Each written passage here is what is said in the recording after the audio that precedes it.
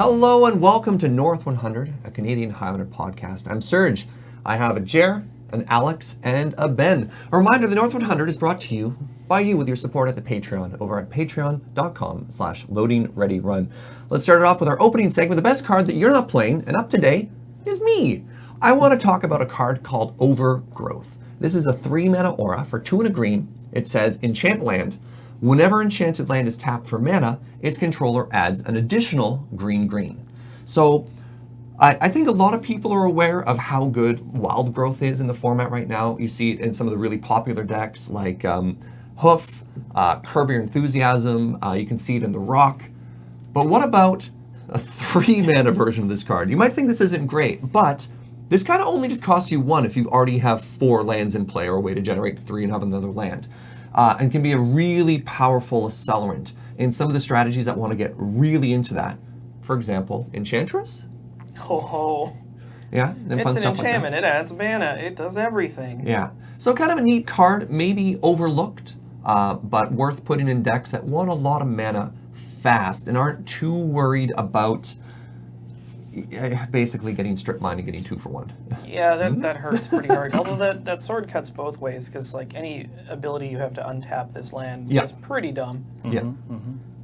I don't know. Any other evaluation on that one? It's nice that it fits into a curve for a lot of these hyper mana decks that are looking to play like a dork on turn 1, either another dork on turn 2 or something else. Ultimately, they're trying to hit something big on turn 3 or turn 4. Primeval Titan, Natural Order, whatever it may be. This is a nice way of doing it without putting out something that your opponent can easily disrupt. Yeah. So you can't bolt Overgrowth. Yeah. And I mean, are you gonna use your enchantment removal on a ramp spell? Maybe. I think you do most of the time. Sometimes if you see this, there's just way fewer. Like if you compare this to something like Greenweaver Druid or Fintorn Elder, it's just so much harder to interact with, as Ben mentioned, which is the really big deal. Very cool.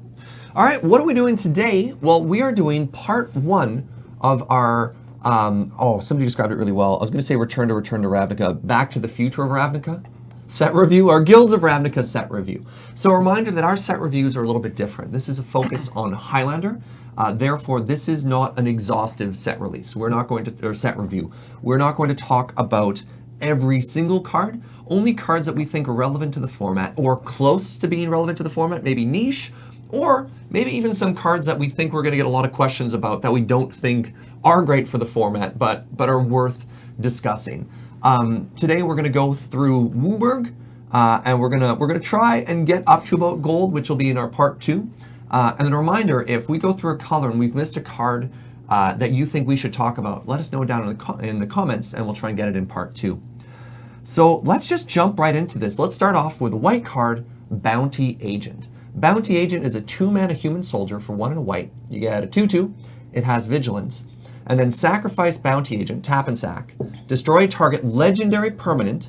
That's an artifact, creature, or enchantment. So notably, you can't hit lands or planeswalkers. Jared, start us off.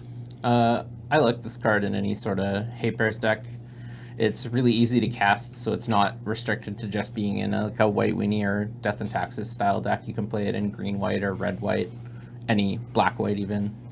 And having a 2/2 with vigilance is really good against the red decks because you're able to attack and block, especially really potent with equipment.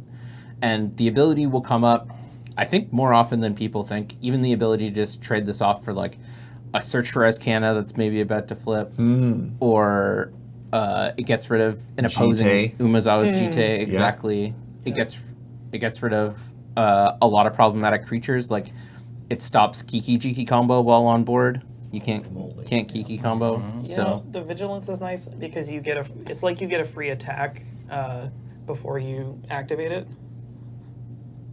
Yeah, I think some of the trouble will be coming from knowing when to not attack, when the ability is more valuable than trading it off or chipping in some damage. Well, I mean, like, obviously, there's no trade there. Because, for example, against the Kiki Pod deck, I think a lot of the time you'll want this to just sit there for the ability as opposed to chipping in damage, because they'll often have a creature they can just trade off for it. Yeah, flash in, Castromite, yeah. Hitting Paradox Engine is also pretty big. It Definitely. gives you a cheap onboard threat to deal with that typically all the cards in mono white that deal with artifacts or enchantments are reactionary. They would have to get the artifact out, then play their Leonin Relic Warder or whatever it may be. This one you can put out, you can deploy it early, wait until the Paradox player tries to start going off or at least assembling a board, and then you catch them in an awkward moment. Well, and one thing I've talked about with both you and the other predominant Paradox players, that cards like Kasali Pride Mage and Thrashing Brontodon are much better than cards like Reclamation Sage and Viridian Shaman. Just something that you can have on board and deal with it, as you say, proactively. So having this is just much, much better than something like Relic Warder if you're dealing with exactly Paradox Engine. Next up, we have City-Wide Bust. One white sorcery, destroy all creatures with toughness 4 or greater. Alex. Kablamo. I mean, you want to play this in Weenie and just like tidy up the board of any creatures that aren't yours. Interesting. Kills walls too. How do we feel about this in Control?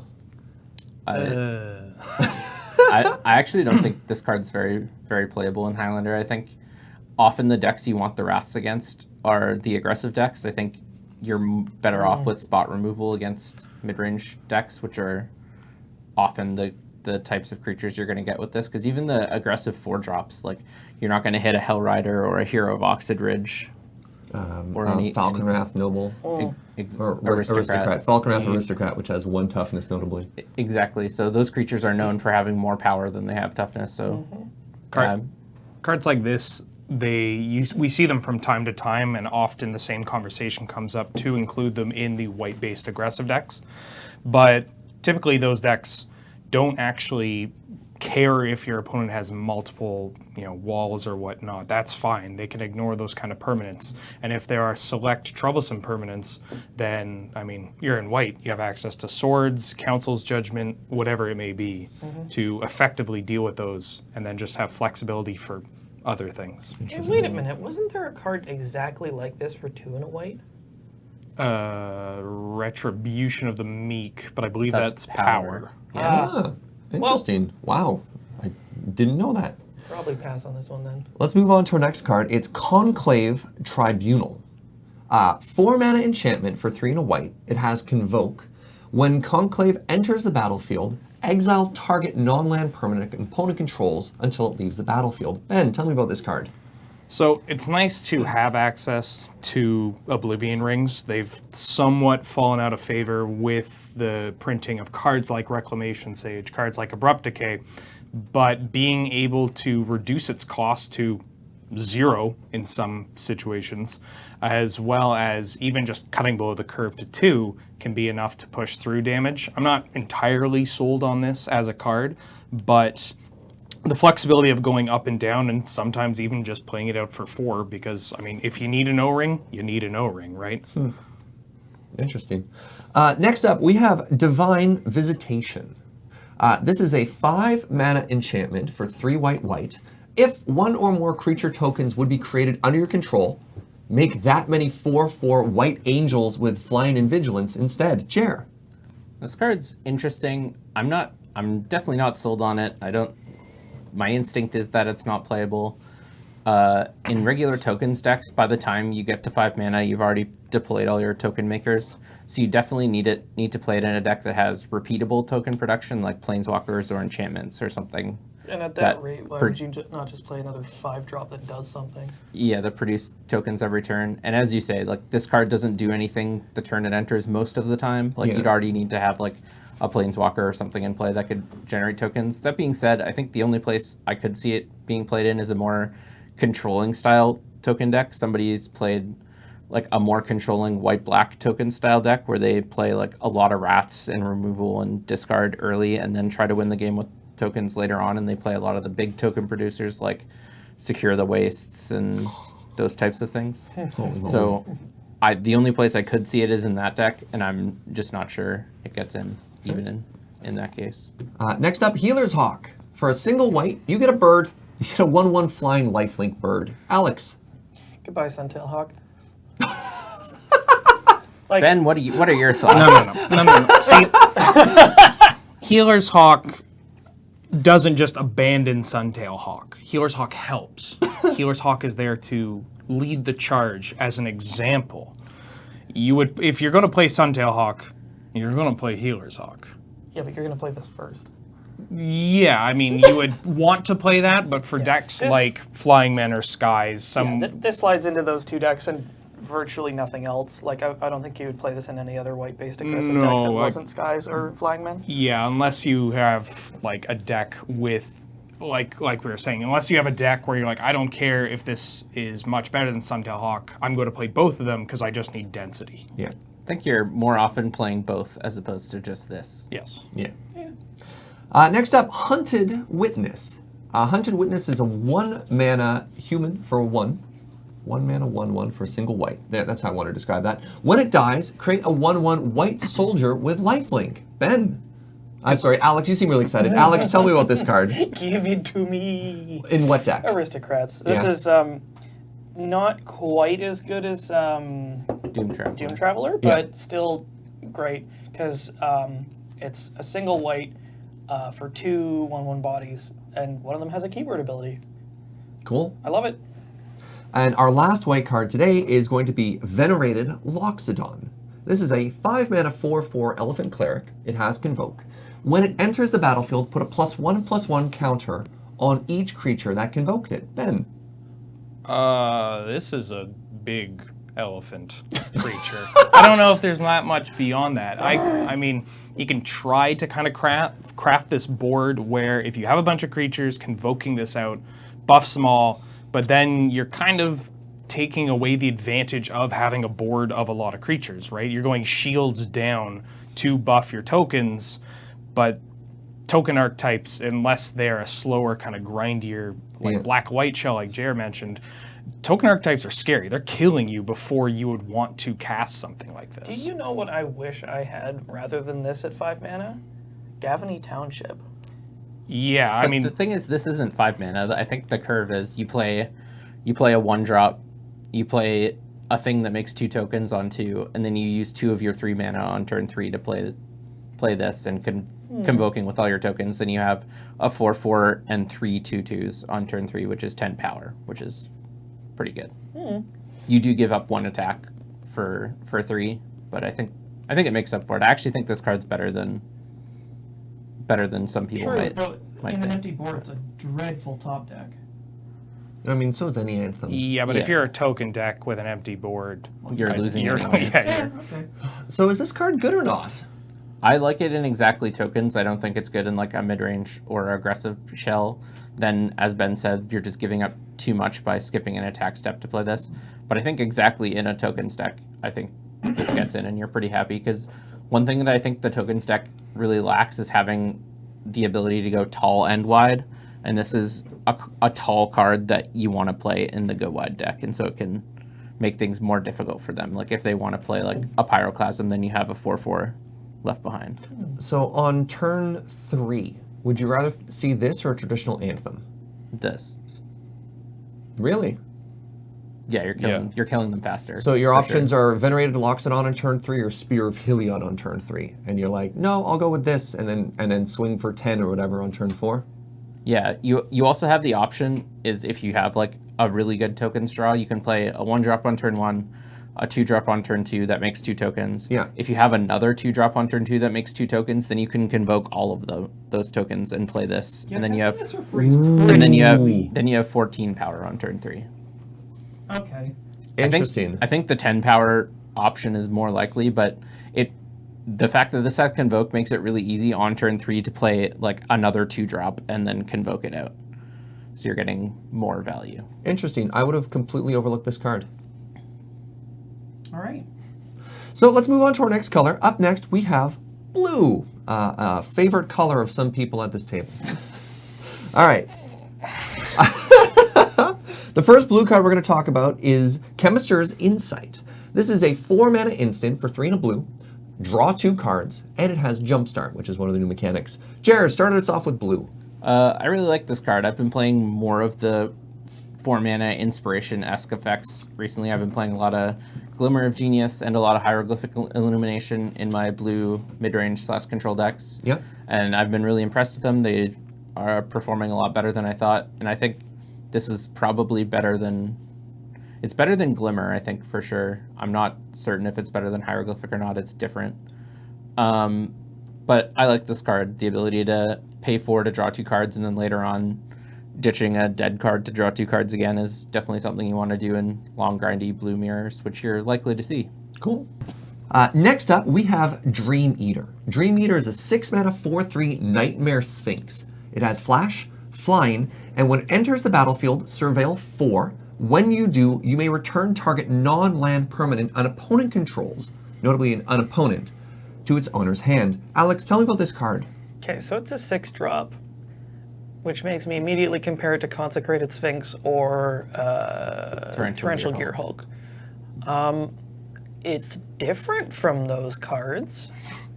The difference being those cards are good, and this one is not. You don't like this card? I don't either. I just don't think it gives you enough value. And I think the biggest thing for me is the lack of toughness. It's just like your opponent's immediately going to bolt this, and then you've traded 6 mana for 1 mana, and you've got some value, but it's just not enough.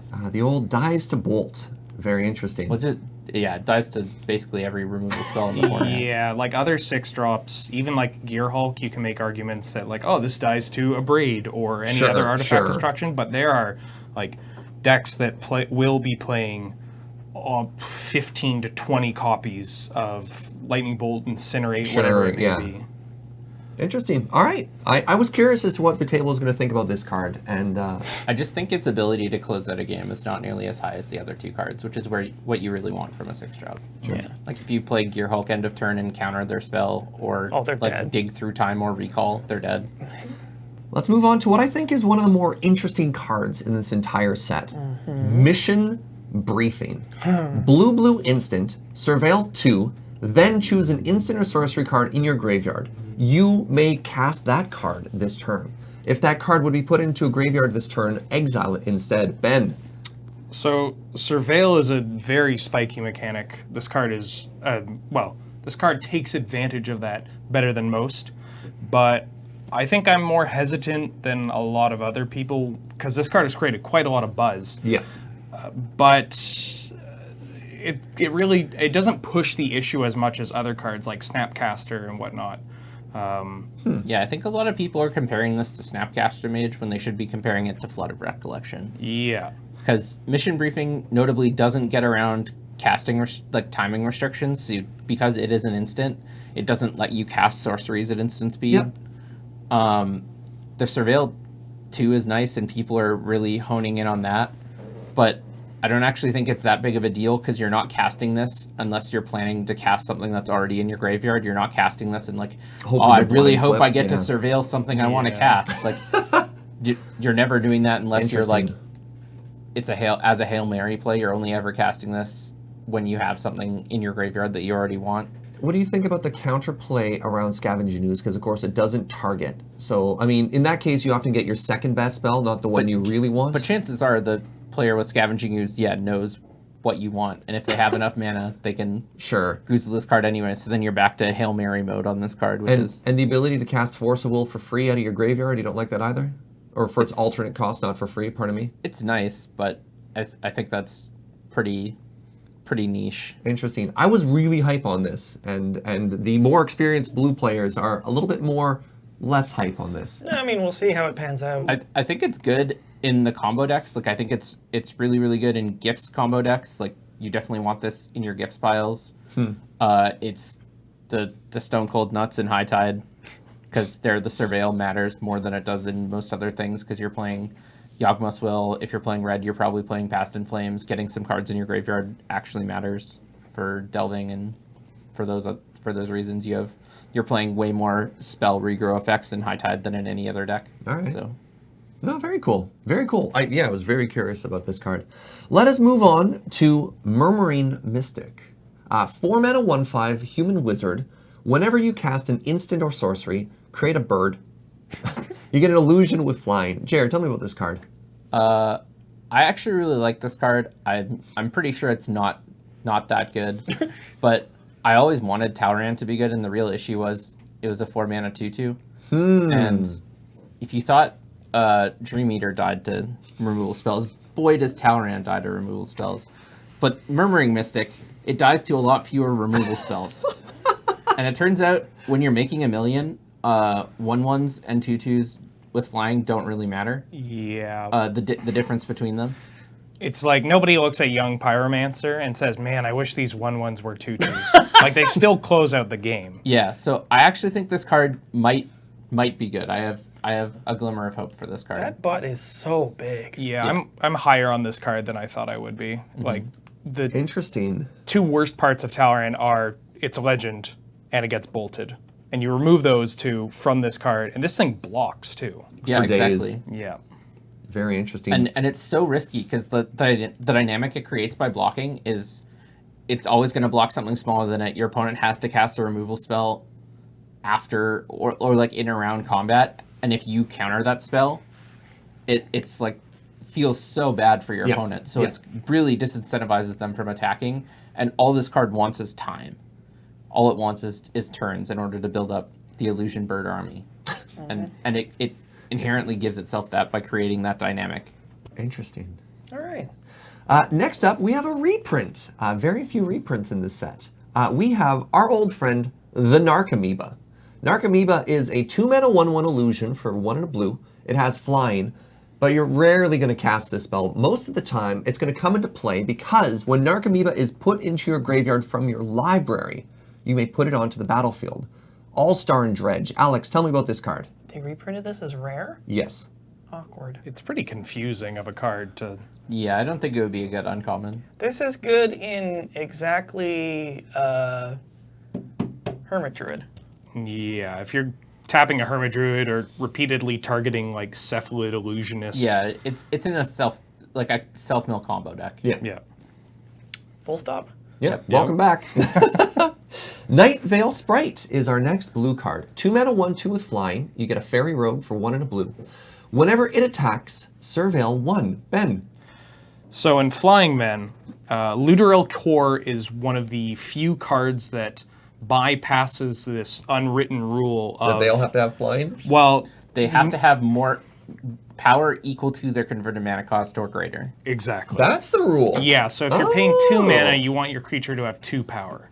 Looteril Core bypasses that just because the ability is so strong. Okay. And this isn't Looteril Core because you're not actually drawing the cards.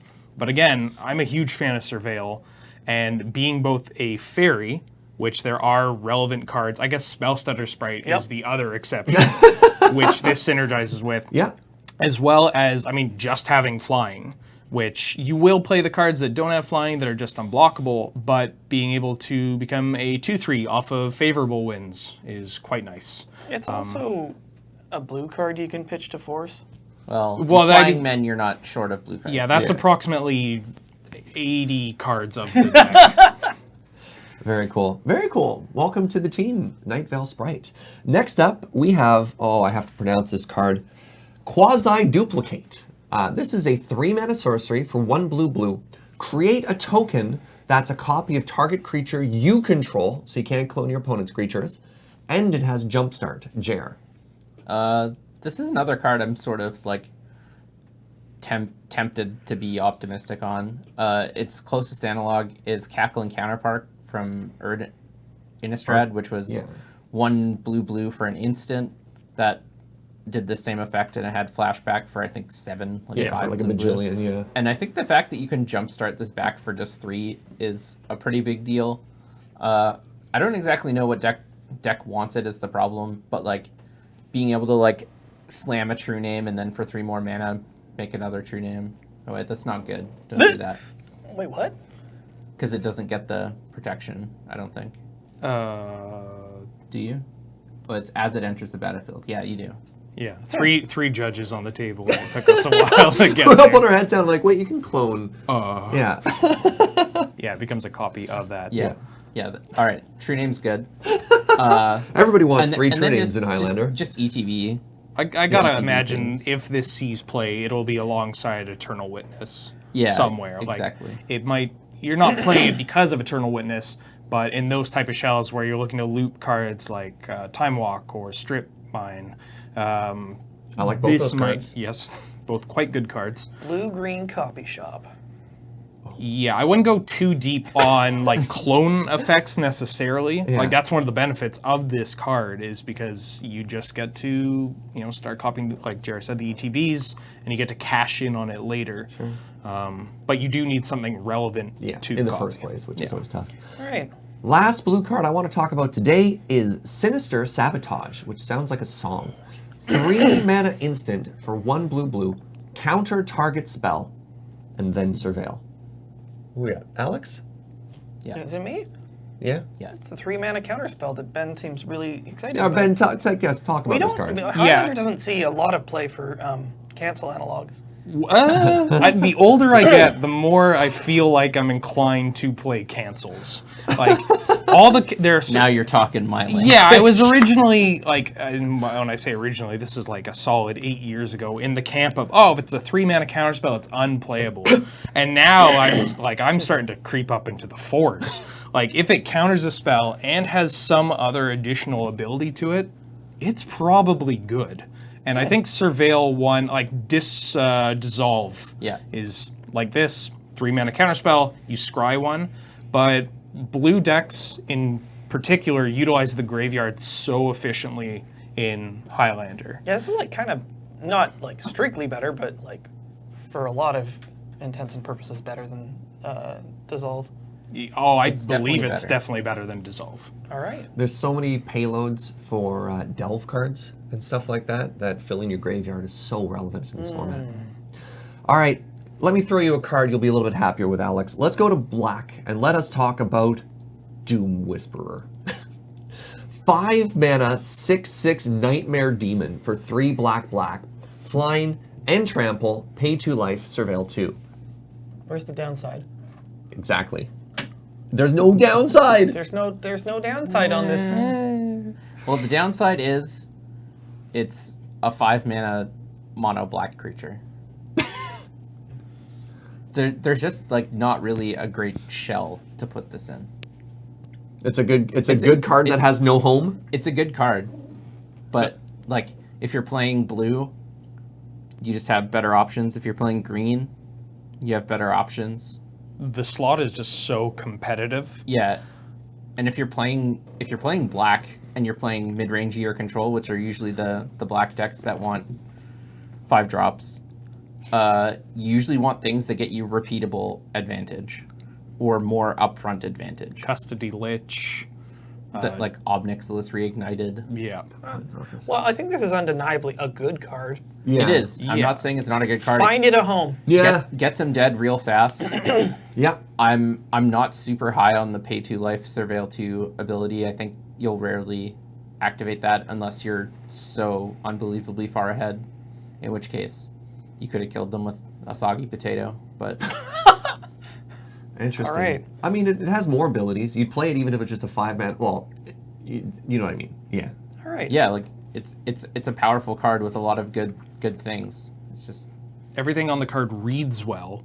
I mean, in a vacuum, it's great, but you have to find actual applications for Sure. it. And right now, there just really it's a isn't tough much job room for market it. out there. We're going to have the December Doom Whisperer Challenge. We'll see if somebody can win a tournament with Doom Whisperer. All right, let's move on. Next up, I have Gruesome Menagerie. 5 mana sorcery for 3 black. Choose a creature card with converted mana cost 1 in your graveyard.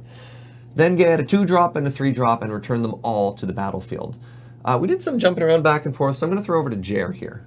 So this card looks super powerful, but unless it wins you the game, which I haven't thought of a way for it to do that, I don't think it's playable. The best thing you can do is get back a 1-mana sack outlet, a Malira or Malira-esque thing, and Kitchen Finks, which gets you a lot of life. You could get back, there's a new 1-drop in this set that you sacrifice to give something haste, a Hermit Druid and a Dose and the Falling Leaf. Don't do that. Please do not do that. That's You could, So you've but don't. already got all 3 of the. Does the thing have haste that sacrifices to give something haste? It's just a 1/1 for 1. You sack it at any time to give something haste. Oh, it doesn't. It's not a tap. Not a ability. tapper. All right. Yeah, could buried do alive. that. Buried alive payloads. buried alive. but- That's I Yeah, mean, but we got buried menagerie as the new deck. I'd rather just play Living Death like yeah. 99% of the time. Yes. Yeah, all right. Okay, let's move on. Next up, we have Lawless Giant. Lol Troll got Swole. 7 mana 6/5, zombie giant with undergrowth. When it ETBs, deal 1 damage to target opponent for each creature card in your graveyard. Alex. He's big. And Yeah. This could be a powerful. Hang on. This is a payload for Hermit Druid. Yes. Potentially. Are you okay? I'm so sorry. This is like the Mimeoplasm thing. ETB with one of those weird cards, and it just domes them out for lethal. Yeah, it's instead of Mimeoplasm Red Cap, Yeah. Lord of Extinction, you get it in 1 card, but That's kind of cool. It is better than that version, but the reason people started playing the Angel of Glorious Rise Azami Labman version Yeah. is because it beat Infinite Life and it beat removal spells, it beat graveyard removal. Sure. It just you're just more susceptible to getting goozled. How does it beat Going this graveyard route. removal? yeah, it doesn't really be. I mean, you can just still kill the Angel of Glory's Rise with Dread Return on the stack Yeah. or Exile. All right.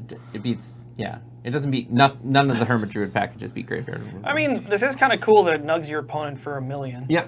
Well, no, that's the thing. It doesn't do it for 1 million. It does For a it for finite like amount, yeah. 20 to 30, which That's a lot. I think is actually enough. Hermit Druid is in a bit of a spot where it ain't what it used to be. Go ahead. Jim. Memory's Journey beats graveyard removal. Well, yes. But with Dread Return on the stack targeting the Angel, if they scoos it and you respond by Memories Journeying, then the Angel doesn't come back and then they might get to untap. Depends on what else. They probably get to untap. But yeah. Well, I was trying to think through these lines in my head. All right. So another payload for that deck if you're looking to do a slight variation of the deck. I think this is interesting. And then apparently we got some strong feelings on Hermit Druid. all right. Let's, not good. Let's move on. Next up, we have Mausoleum Secrets. This is a 2 mana instant for 1 and a black, Undergrowth. Search your library for a black card with CMC less than or equal to the number of creature cards in your graveyard.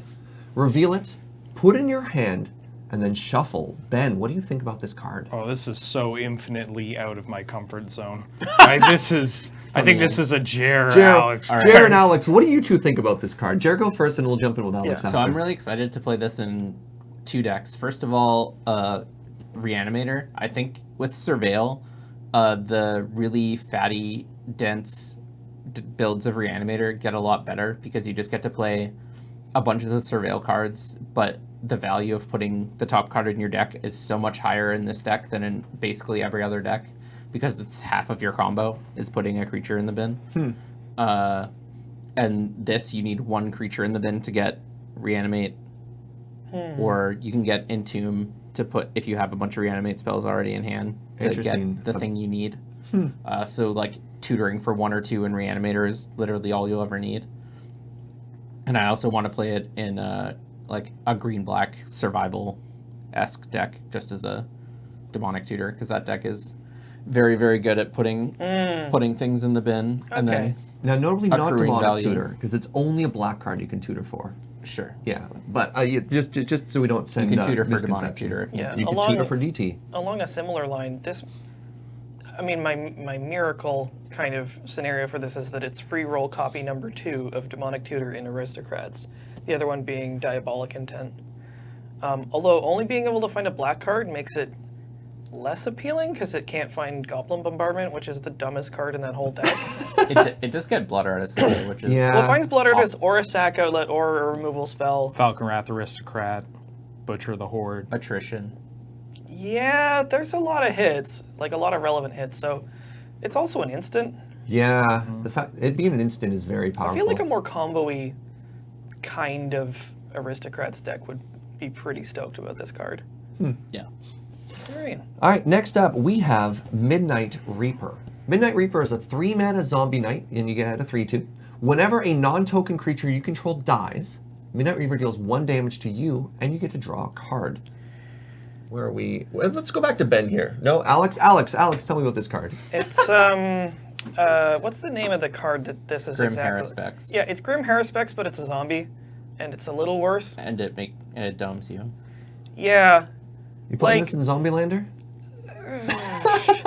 The 3-drop slot is so competitive in Zombielander. I just don't think this makes it. Doesn't draw you more I'm gas? sort of like on the fence about this in Aristocrats because it's like way worse than Haruspex because it domes you.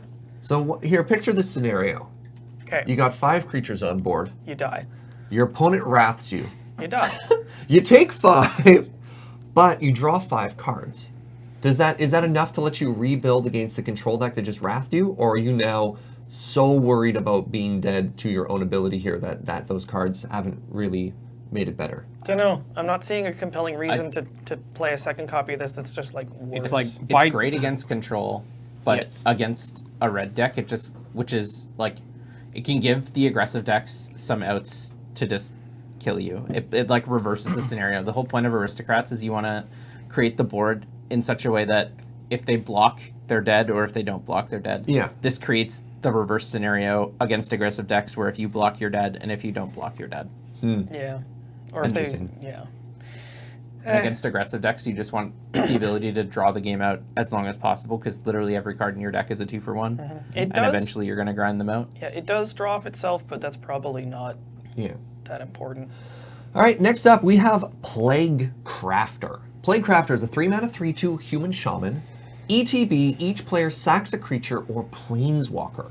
Each player who can't has to discard a card. I'm going to throw to Ben now. This one I'm fine taking. Hitting a planeswalker is pretty big business. Yeah. In black especially. Yeah, being able to sculpt board states where you can get rid of their creatures, leaving them with just a planeswalker, and then being able to get rid of it immediately is quite good. Also, just being able to, if needed, get rid of a single big creature, also quite good. Or if you need to make a control player discard a card, also quite good. 2 toughness is a little bit iffy, but again, one of the closest examples of cards like this would be Fleshbag Marauder. Fleshbag Marauder Is this and better than Merciless that? Executioner. Yeah, I'd say so. I think this is a lot better. Yeah, this card I would actually play in decks that, well, in decks. We could just full stop there. But I would also just play this in decks that aren't necessarily looking to try and abuse sacrificing creatures. Like what this card can do to a board state is by nature quite powerful. Well, and the big issue with Fleshbag Marauder / Merciless Executioner is that they're dead in about 50% of the matchups. Like, they're terrible against control, and they're terrible against combo. Whereas if you play this against control, you're maybe tagging a planeswalker or their one creature. Like, they tap out for Consecrated Sphinx, you play this, they cry. We tap out for Jace. Or Yeah. exactly, or Teferi or whatever. Or against combo, at least you're making them discard a card. Like, at least you're not playing a 3/1 that kills itself. Like, Yeah, no, okay. Yeah, I think I'm a little more hype on this guy now. It's also a human. Yeah, and a shaman. Next up, Ritual of Soot. 4-mana sorcery for 2 black. Destroy all creatures with CMC 3 or less. Jer. So this is another in the long line of 2 black, not damnations. So it's like Mutilate, Languish, Do etc. you think of this like Consume the Meek? Consume the Meek was an instant though, right? Yeah, it was an instant that cost 1 more. And couldn't be regenerated or something? Yeah, I also think there's the can't be regenerated clause, but in Highlander that's mostly irrelevant, especially if it's not able to kill Thrun. Yeah. I could potentially see this in a deck if you're like trying to play a not blue control deck and your plan for up until turn 4 is to like just play some discard, play some removal spells, then kill everything on turn 4, then start playing your things. So like the majority of your creatures are 4 CMC or higher. How would you compare this to Languish? Pretty similarly. I think Languish is probably better. Yeah, I mean, it's better against stuff like Tarmogoyf and Skoos. Yeah. What does language do just for... It's -4, -4. -4. Yeah. So I think Languish is likely better at killing more things more often, but I think it's also going to end up nugging your own things more often. I think this is easier to build around and make sure you're not going to tag as many of your own creatures. The last black card we're going to talk about today, Severed Strands. 2 mana sorcery for 1 and a black. As an additional cost, sack a creature. Gain life equal to the sacked creature's toughness. Destroy target creature an opponent controls. Alex.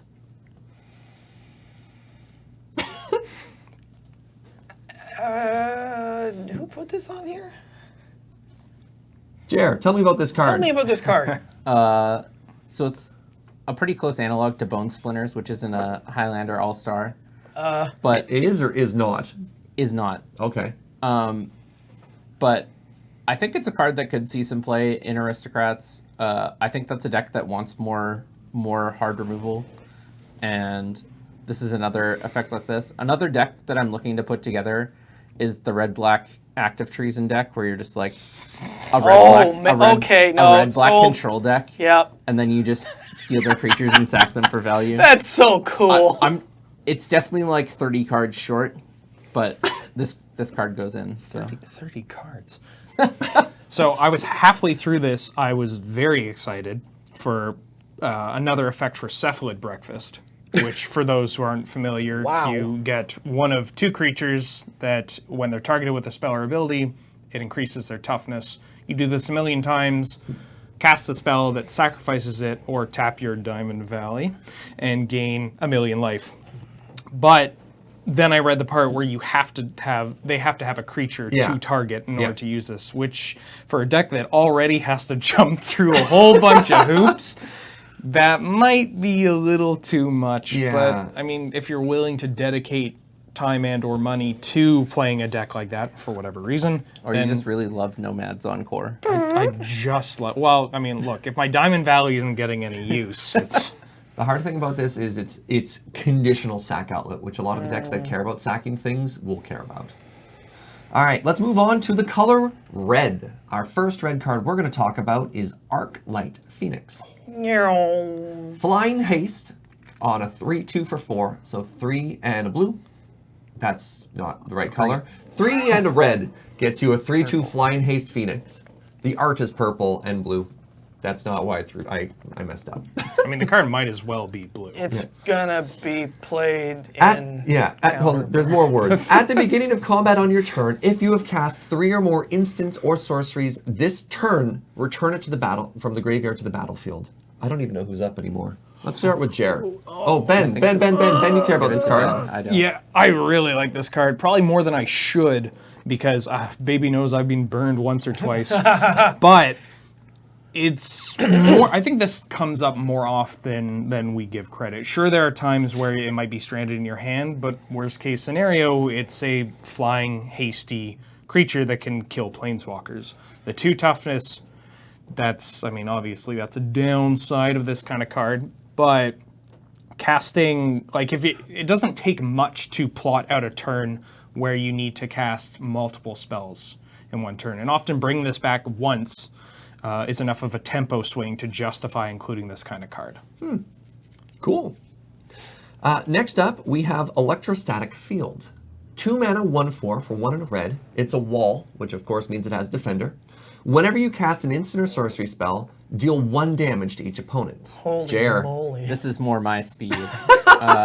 You mean the slow grind? Yeah, this is better than Thermo Alchemist, and probably it's different than Firebrand Archer, but I think it just goes in a burn deck, either blue, red, or mono red, and it just makes all your burn spells better. Interesting. I wouldn't imagine playing a wall in burn, but here we are. All right, next up, I'll throw this one to Jer as well, the Erratic Cyclops. So you like Spells Matter cards. How about a 4 mana 0/8 Cyclops Shaman for 3 and a red? Nope. It has Trample. Let me finish. It has Trample, and whenever you cast an instant or sorcery spell, it gets +X+0 until end of turn, where X is the CMC. Jer. Still nope. But why this card? Why not this card? And you did like the previous card. The previous card was 2 mana. Okay. It didn't need to attack to deal damage. It just sits there and blocks. it deals 1 damage no matter how much your spell cost. This you probably need to cast Dig Through Time for it to be even remotely worthwhile. And although I do like casting Dig Through Time, there's only 1 in my deck. And you probably need like Torrential Gearhulk or something to cast it twice. I just don't foresee casting it 3 times in a game, which is how many times you need to cast it in order to kill your opponent. With Notice how Jer is talking about how all these really good format all-star cards are needed to facilitate Erratic Cyclops, where if you remove Erratic Cyclops from that conversation, you're still just winning. Yeah, just Dig Through Time and Torrential Gearhulk sounds great to me. All right. All right. But if you had Electrostatic Field in play while doing that, your opponent's also dead, and it blocked like probably 8 points of damage at least. Next up, we have Experimental Frenzy, a card that's close to my heart because it has the word coffee in the flavor text. 3 in a red enchantment. You may look at the top card of your library at any time. You may play the top card of your library. You can't play cards from your hand. 4 mana, 3 in a red. It destroys itself. Alex. There's a lot going on in this card. How you doing there, buddy? This is playing tricks with my heart. Because you read the first line, you're like, okay, cool. You read the second line, you're like, holy moly! You get to the third line, you're like, oh. This is, all right, here's the closest comparison. Is this Future Sight? No, not even a little bit. Not even in Bizarro World, where all cards are all other cards. Is this a pine cone with googly eyes attached to it? Yes. Oh, okay, just wanted to check. Why don't we like this card? Because of the third line. The third line of text makes this awful. Also the 4th line. Oh, you have to spend so much mana. It's just like any card that has like, hey, you're going to want to get rid of this at some time. That isn't like a 1-drop, 2-drop creature. Like, this doesn't do anything when you play it. It doesn't really do anything beyond after you play it. And then when you're sick and tired of it, which is not something you should have. Like, you don't want your Magic card that you've invested time and mana into to be like, oh, I'm bored of this now. Or you know like, what? I think that, you know what this looks like? This looks like a card that began its life cycle in R&D amazing, and they just nerfed it into the dirt. well, it's a cool card. Like, Yeah. these kind of cards are very fun and interesting and do not really line up well against Goblin Guide and Palace Jailer and Craterhoof Behemoth. All right, let's move on. Then next up, we have a goblin. We have a goblin, I believe I pronounced this word, Banneret. It's a 1-mana, 1/1 goblin soldier. It has Mentor. And for 1 in a red, it gets +2/+0 until end of turn. Ben. As far as 1-mana goblins go, I'm not super high on this card, just because you need to, typically the way that goblins increases the power of its creatures are through lords, which increases every goblin. So in order to really get Mentor going, you will have to invest mana into using its ability, which can leave it a little bit vulnerable to dying to literally everything. That said, it's a 1-mana goblin. Goblins has killed many people with worse cards than this, and having a mana sink is occasionally all right. I was going to say this has the advantage of being good on a full or empty board. You're not wrong. I didn't, like, not amazing, but it does something. Yeah, it will all, I mean, there's no wrong threats, right? It's always a creature that early on, it's just a body. Later in the game, it's a body that you can pump mana into. Yeah. But Goblins isn't exactly lacking for those type of cards, right? All right, let's talk about a different and probably slam dunk better goblin, the Goblin Crater Maker. 2-mana, 2/2 Goblin Warrior for 1 in a red, 1 in sack it. Choose 1. Deal 2 damage to target creature, or destroy target colorless non-land permanent. I'm going to give this to Alex because he seems really hype. Bueno. This card's sweet. Yeah. It's a bear. It's a goblin and a warrior. What's Ben, you seem upset. I just want to nug Ugin with this one time. I'm just so, us Academy players, we have to deal with a lot. And I'm just, Guilds of Ravnica comes out swinging. I mean, we haven't even gotten to the gold cards, which I might need to take a sick day for that one, because I don't know if I want to talk about that. But this card is great. It's flexible. We get it, Goblins. You're cool again. All right. Sorry. And just to keep this goblin train rolling, let's talk about our new goblin friend, the Legion War Boss. 3 mana Goblin Soldier 2/2 for 2 and a red. It has Mentor, but this time it brings its own little buddy. At the beginning of combat on your turn, create a 1/1 red goblin creature token. That token gains haste until end of turn and attacks if able. Jer. I'm less high on this card than some people are. The obvious comparison is Goblin Rabblemaster, but the issue for me is that it attacks for less damage in a vacuum, and it doesn't become bigger. And so I foresee the common play pattern being you play this, you get in for 1, then your opponent plays anything with 3 toughness and 2 power, which is not a terribly high bar in Highlander, and then you just have to send your train of 1/1s in to die every turn because this can't ever attack. I will say there's a small caveat on this, that the token only has to attack the turn it's created. That's not necessarily going to make it any better, but it at least doesn't compel compel your whole team to fight. Attack. I mean, goblins likes to attack, and the deck has a lot of tools to get around getting blocked by like Batterskull or whatever it may be. Approximately 1 million 1-mana sack outlets that also come with a benefit.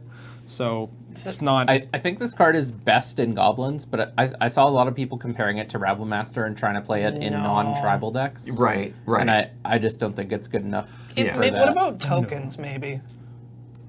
I still think you're just losing the tokens every turn.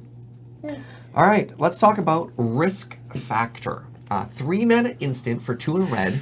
Target opponent may have it deal 4 damage. If they don't, you draw 3 cards, and it has Jumpstart. Alex, tell me why your hands are making a cross sign. Demons of Evil, out! So you don't like punish mechanics? We've talked so many times in depth at why Punisher cards are just bad. But now it's an instant, and you can do it twice. Don't care. What part's bad about this? They either take 4, or you draw 3 cards. There is no downside. Oh! Moving right along. Okay, we're a little bit sassy about that, but let's talk about our last red card. Yeah, please refer to our previous episodes where we discuss Punisher mechanics in depth. Our very last red card today is going to be the Runaway Steamkin. 2 mana 1/1 elemental for 1 and a red. Whenever you cast a red spell, if it has fewer than 3 counters on it, put a +1/+1 counter on it. Remove 3 +1/+1 counters. Add 3 red. Add red to your mana pool. Ben. It's a spicy boy. This is also just one of those cards that a lot of people are going to overvalue, but I feel as though this is probably worth giving a shot. I would go as far as to say playable. In what deck? I would recommend a red deck, Serge. Ideally one that casts red spells, and ideally those red spells read that they deal damage to any target or creature or player if from an older expansion. So you're saying burn. You wouldn't put this in like big red or something like that? No, I would not. Okay. But I think you can go beyond burn. You can go to the spells matter shells. It's not going to be as good because this doesn't trigger off cantrips or anything like that. Yeah. But being able to get bigger as you remove their creatures with your burn spells without having to lose any of your clock is quite nice. Right on. All right, let's move on to green. Our first green card today is going to be Beast Whisperer. 4 mana 2/3 Elf Druid for 2 green. Whenever you cast a creature, draw a card. Jer, you seem stoked. Tell me about this card. So it's an elf and a druid. Oh! That's the part you cared about. Not the rest of it, just the tribe. No, we care about the rest. No. Don't you worry. So this is somebody knew that I've been trying to make Druidlander work, and they printed me this card. Yeah, who'd you pay off for this card? I honestly don't know, but like previously these effects have all either been sorceries or 8 jillion mana. Yep. And now you get to play Eldritch Evolution in the deck because it's serviceable. I actually think this card should get into Hoof as well, because I think the effect is nuts. Jeez. Yeah, just having this effect on a 4-mana creature is so big for Highlander because of the amount of tutors you get. Like it's easily courtable. It's easily green sunnable. It makes Eldritch Evolution not terrible. Now the 4 mana CMC isn't bad for this effect, because that might be what people look at. And I mean, lower is better. Well, thank you. But 4 mana is, you would play this regardless. You're just like, no, this is worth its effect. It is a powerful enough effect. I've been playing all the ones that cost 6. So. Yeah, 6 mana, 4/5, no relevant creature types. Yeah. Oh, sign me up. Primordial Sage, get in. Oh, wow. All right, cool. Well, welcome this new All-Star in those decks. Any other last thoughts on this? You're beaming. This is the biggest I've ever seen you smile in a set review. I would just like to add on that this is an elf and a druid. Yeah. also got a No. Ben was right. He's like, when he said, who did I have to pay off to get this card made? I love it. Holy moly. All right, next up, Circuitous Root. 4 mana sorcery for 3 and a green. Search your library for up to 2 basic lands and/or gates. Maybe the gate isn't as relevant. Put them on the battlefield tapped, and then shuffle your library. Alex. Isn't this is like Sky Shrug Claim, but it hits basics. And Or- they come into play tapped. And they come into play tap, but it can get... It's Explosive Vegetation. Okay, but Explosive Vegetation can't get bad duels. You're not wrong. Are you playing gates in your deck? With this? I don't know. Are you? No, I don't think you're playing gates in your deck. Unless you're playing the gate deck. But No. it's explosive vegetation. Yeah. If your deck already wanted to play Explosive Vegetation, hello to copy number 2. Beep beep. Copy number 4. And there is a non-zero number of Maze's Ends that have been played in this format. Yeah. Have they ever won a match? It's a non-zero number of matches won, but it might be less than 2. All right. Ouch. Next up, Golgari Raiders, pardon me. 4 mana 0/0, pardon. 3 and a green, gets you an Elf Warrior with haste, but they enter the battlefield with a +1/+1 counter for each creature card in your graveyard. Ben, you added this card. Did I? Did you? Yeah. No way. I see both the asterisks and the word Wheeler We beside have it. the receipts. Wheeler. No, the asterisks were implying that I think this card is poop soup. Wow. Yeah, this card, it's just like, if you're dumping your bin full of cards, creatures even, then you have so many other options to this. And then if you're taking the route of, I'm going to dump my entire deck and then bring something back, then you have my large handsome son Lotlith Giant. So then why would I go with the Golgari Raiders? Jared, tell me about this card. I added it because I heard Don't tell. I heard talk about it online. I also don't think it's great, but I thought we should maybe talk about it because Alright. it has a bunch of. It's like It's an elf. people. It's a 0/0. People were talking about killing their opponents with it, so I figured we should talk about it. All right. I don't think you're able to do that in Canadian Highlander. No. Let's move on. We have the Hatchery Spider. 7 mana, 5/7. Why is this? For 5 green. It's a spider, not a bird. It has reach though. Undergrowth. When you cast this spell, reveal the top X cards of your library, where X is the number of creature cards in your graveyard. You may put a green permanent with CMC cost X or less from amongst them onto the battlefield. Put the rest on the bottom of your library in a random order. There's a lot of words on that. Sorry, I kind of had to make sure I hit everything. Jared, tell me about the spider. I like it better than the last card. Why do you like this card? So I wouldn't say I like it. I might cast it once and then probably never again. It does cost 7 mana, which is a big issue. And notably, it's cast. You can't reanimate it to get the effect. Yeah, Oh. exactly. It does have reach, which is really nice, and it's a 5/7, so it's never dying ever.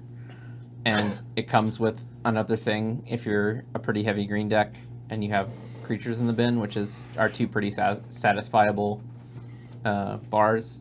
But I just think it's too expensive for the Yeah. effect. I don't think you're getting enough Genesis Hydra can cast anything, correct? non-land permanent. Great. All right. Let's move on to another large creature, the Impervious Great Worm. 10 Whoa. mana, 16/16 worm for 7 green. It has Indestructible, but you can cast it with Convoke. Alex. Trample 1 time. That's a thick boy. It's huge and doesn't have any form of evasion. The ultimate answer to intrigue and subtlety. Does anybody? Yeah, this is just a very large creature that you wish had any type of other keyword on it. It's just like in an ocean of way too huge green creatures. There's just better ones. It's Gigantosaurus, take 2. Yep. It's not even. It's even outclassed as like nourishing shoal targets now. Having been blessed with like Galta and you play the Otacron worm, this is far from impervious. All right. Okay. Let's talk about a different exciting green card. Let's talk about the Nullhide Ferox. This is a 4-mana 6/6, 2 green. You get a beast that has hexproof, but you can't cast non-creature spells. 2 mana. It loses all abilities until end of turn. Any player may activate this ability. If a spell or ability an opponent controls causes you to discard it, put it onto the battlefield instead of into your graveyard. Ben. I don't know if I would call this a great card. I don't know if I'd call it a good card. All I know is I read this and thought, wow, I'm going to die to this. You sure are. This card will kill you out of nowhere. Yeah, this is like the classic Wheeler, I'm going to smack talk this card and then proceed to lose to it for like a month straight while being stubborn about how it's not great. I think it's fine. Who's playing it? Oh, my mid-range? round 1, 2, 3, and 4 opponent. Yeah, green-white mid-range. Jeremy will most certainly kill me with this. No? I don't like it. You don't like this? You're not going to play it over like Obstinate Baloth or what's the Certainly 3 not. mana 4/4 that discards? Well, I don't know if Loxodon Jeremy's going to Spider? play... Over Loxodon Spider? Yeah. Well, no, you never cut Loxodon Smiter. But you might cut, in order to cut Wiltleaf Liege and Obstinate Baloth, you would need to first play Wiltleaf Liege and Obstinate Baloth. When I was hunting you because you kept beating me, I was playing those cards in my green-white hexproof, try and take down Jeskai and Black decks deck. And remind me, what was the outcome of all? You dodged me every round and I lost to other decks. Oh yeah. It was an unfortunate string of matches. Better All right. lucky than good. So yeah, this is an interesting card. I think overall we're positive about this. We can actually talk about parts of the card. Yeah. I feel like there's Yeah. just too much going on here. Like it's very interesting. I think its closest analog is like Frost Titan. It's like counter a removal spell unless they pay 2. Yeah, it's like a taxation effect on. Yeah, Knight of the Holy but Nimbus. I actually think the part that causes me to not want to play this card is you can't cast non-creature spells. I think in green-white, your Planeswalkers and Armageddons and removal spells are too important, and equipment. Like non-creature spells are the good ones. Like, you don't have that many, but the ones that get in there are really, really good. I mean, and you'd cast them through Thalia. Just cast them through your Nullhide Ferox. That only adds on to it, right? Like, you're willing to cast those cards through your Thalia because of their power level. But this just adds another taxation onto it. well, and it's worse. 2 is like paying 6 for Armageddon is so much harder than paying 5. And like paying. What do you think of this card in mono green aggro? I think that's where it's. That's going to be a no for me, Alex. All right. Interesting. Jer likes it, Ben does not. All right, let's move on. We have a Pet Collector. 1 mana, 1/1 Elf Warrior. When another creature you control enters the battlefield or dies, ETB or dies, if that creature's power is greater than the Pelt Collector, put a +1/+1 card on it. Alex, are you okay? As long as Pelt Collector has 3 or more counters, it has trample. Alex, tell me about this card. That's a thick boy. Holy moly. It's like, I'm just looking at this, and then I'm looking at Experiment 1, and then looking back at this, and sort of just like pushing Experiment 1 off the table, and it's being like, come to me, my They beautiful. could be friends. This only Yeah. checks for power. Experiment 1 checks for power or toughness. Yeah. But this also checks when things die. Yeah, which is Yeah, nuts. I'm not saying that Pelt Collector walks into the room and then like pulls the chair out from Yeah. Experiment 1 and starts laughing at it. And I say, he's like, hey, I'm the new guy. I'm better than you, but you can tag along. Wow. Yeah, probably. But, like, this is a sweet 1-drop in Yeah. aggressive style decks. Yes. Full stop. It's good. Yeah. It's an Yes. elf. You might even And see- a warrior. Wow. I'm picturing this, when I see this card, I'm picturing like Gruul aggro, Gruul beatdown. Yeah.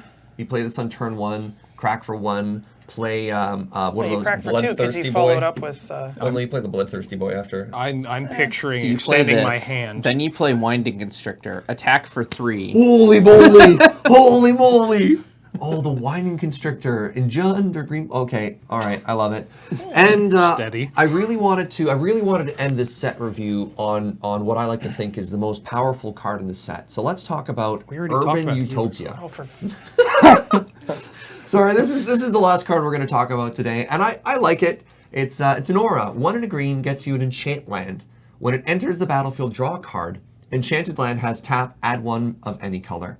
Hey Ben, it's an enchantment that you draw a card when it ETBs. Yeah, I mean that makes it playable, but ending a set review on a strictly worst unbridled growth. I mean, it gets around Chalice for 1. It's not But it does get strictly spell worse. snare. Unbridled growth, you have to sacrifice. Oh, that's right. It's strictly worse abundant growth. Yeah. Yes. This card's neat. It goes in exactly 1 deck, which is Enchantress, which I should build soon. That's I'm Serge Yager. I play Enchantress. Ha hey, that's a great impression. Let me sip my coffee and then kill you and then laugh about it. Ha Damn. Oh, Caracas Emrakul! I don't even have to attack. It's just infinite turns. Oh! What's That went to a weird place. All right, so that is part 1 of our set review. We wanted to nail WUBRG today. We will be back next week with part 2, where we're going to talk about gold cards, artifacts, and lands, and a lot of stuff. As always, look down. If there are cards that we missed in WUBRG, write a note down in the comments, and we'll get back to that. But let us move to our ending segment today. Let's talk about some powerful magic. Thank you. And with that wonderful accompaniment music, today we have Jer. Jer, tell us a story of magic.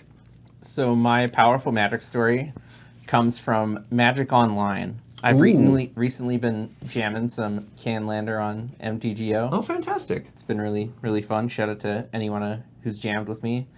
And the first couple decks I built were just good decks. I built Jeskai and Scapeshift and High Tide, which are all decks I'm associated with in some way or another.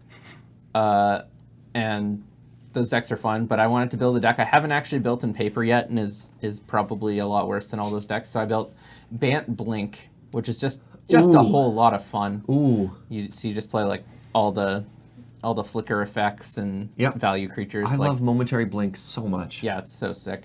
Cloud Blazer is a real hoot. Oh, yeah. And on that note, I'm playing against a control opponent, and my board is Restoration Angel and Cloud Blazer, and we're racing, and I'm winning the race. Yeah.